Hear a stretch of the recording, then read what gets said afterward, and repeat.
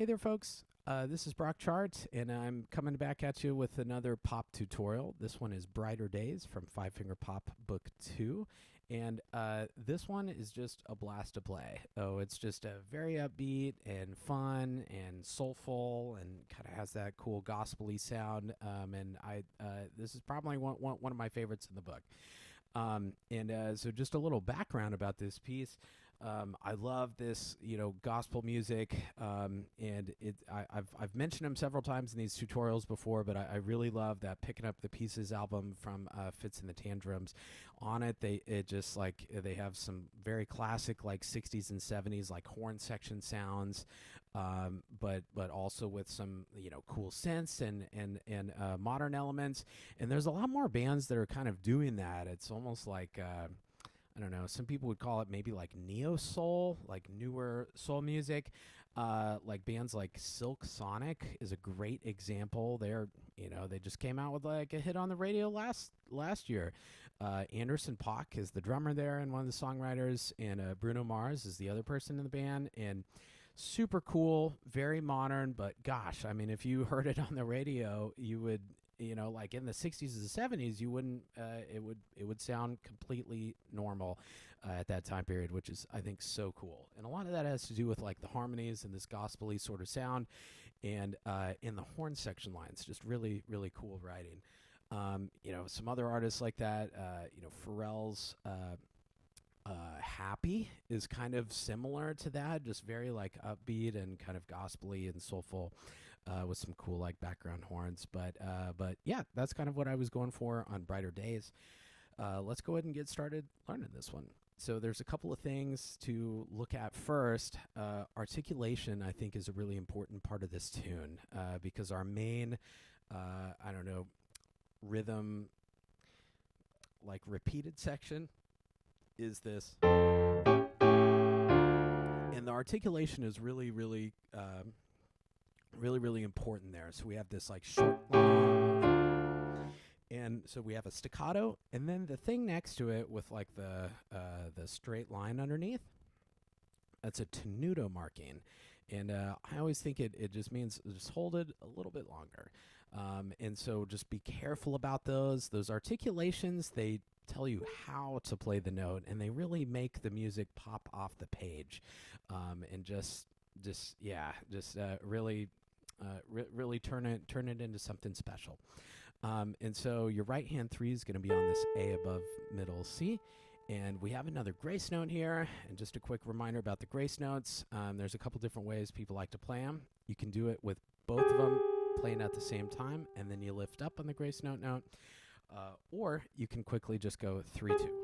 So try out both of those methods. See, does is one of them feeling more natural than the other? So just as long as you're consistent about it, I think either one sounds completely fine. So this will be. So, and notice like this particular style is, I'm putting kind of some, people might say like agogic accents. Agogic accents are naturally occurring accents in the music because of the rhythm. And so if you listen, I'm kind of like, I'm really, especially the downbeats, I'm like kind of accenting. Oh, and I'm not going like overboard with it, but something to look out for. And then your left hand 3 is going to be on F.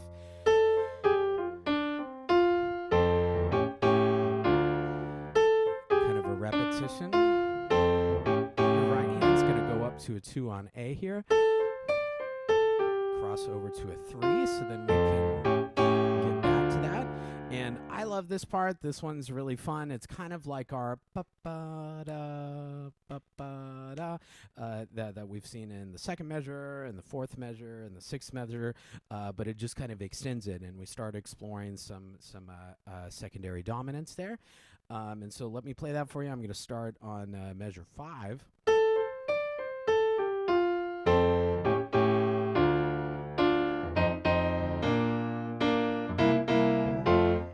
So yeah, pretty fun.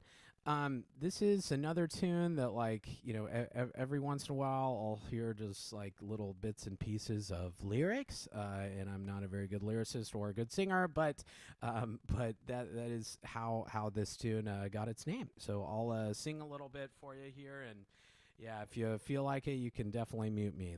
That's fine. So, take me back to brighter days, to brighter days. Take me back to brighter days, to brighter days. So you can definitely hear, like, the main singer would be, and then maybe some like background singers, or maybe like a cool horn section. Just very like classic, like soul sort of stuff. So I love that type of music. But yeah, that's kind of where the tune got its name. Skipping ahead a little bit to the second inning, this is kind of the bridge of the tune, and it's a lot longer sound and section, and so where it's not as like hit heavy as that da da da. So everything's like very, very long and smooth here, and so we are going to use the damper pedal.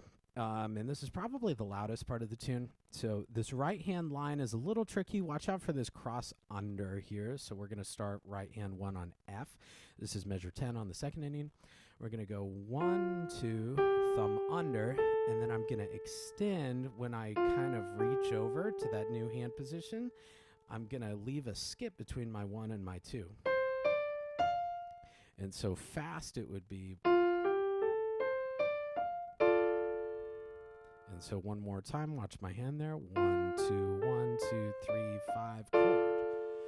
So, and yes, you definitely have the pedal there, and that'll help you out too. And so your left hand 3 is going to be on B flat here. And so this bridge.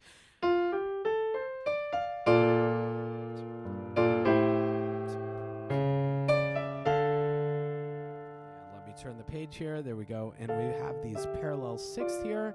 And then we're going to reach down 4 on A. And then we have our grace note again. And then we have kind of a similar thing where we have this skip between our 1 and our 2, kind of a pentatonic sort of scale. And we have kind of a similar thing, this 4 and. But instead of going, or whatever it is, where we go down to like this A minor chord, we're now going to an A dominant chord, and so it's going up a little bit. And so that's kind of a cool right hand line. Let's talk about that. So this is a right hand 3 on this higher F. Now we have that grace note happening again. This one's going to be a 4-3. Now I think it feels good to go 2, 1, 2 chord. And notice that I'm like kind of going like diagonal, because I see right on the and of 4 there that my thumb is going to have to be on a black key. It's going to have to be on that B flat. And I've said a couple times before on these tutorials that whenever I have a thumb or a pinky on a black key, I like to be in the key bed a little bit more. Just makes things more comfortable for my hand. So if you watch the shape of my hand, when I do that crossover, I'm going this way. I'm not going straight left, because I know that I'm wanting to be in that key bed on that B flat chord. So watch my hand here, and you can play along with me. Let's go slow. So this is a 3. 2, 1, 2 there. And then I'm gonna extend to this 1, 2, 5 right there. And this is another articulation marking. This is a marcato, is the proper term, but a lot of jazzers will call them house tops. And it's pretty much, it's not as short as a staccato. It is a shorter note, but it has a little more weight to it. I always like to describe them as like short but fat. And it's kind of accented a little bit. It's not as clipped as a staccato. It's not like, but it's like. So I'll play that, and you can kind of hear the difference. The first one I'll play is staccato, and then the second one I'll play is the correct one, which is that marcato voicing.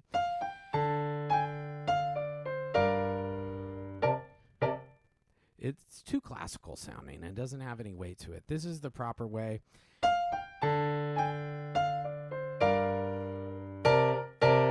So it's got a little bit more weight to it. So, and that is the loudest part of the tune. So that's our fortissimo there. And then back in measure 19, we're not doing anything crazy. It's kind of like back to the beginning. So, and I think that it's almost verbatim.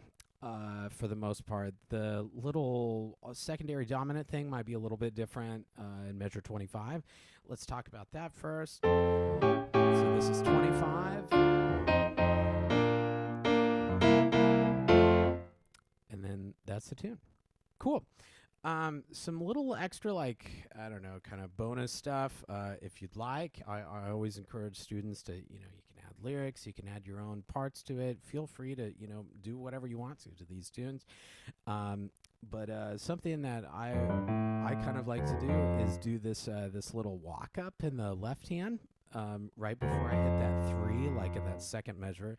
It's kind of a cool little bass interlude there, so it would be.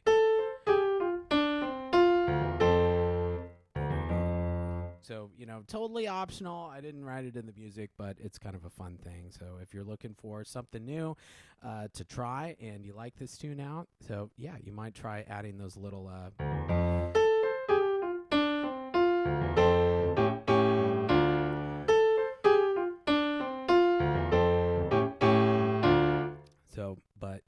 so that's a little extra tidbit for you. And I think that'll do it for Brighter Days. Thank you so much for tuning in. Oh, and I hope this video helps and hope that you have fun with the tune. Cool. Thank you so much again, and I'll see you in the next one.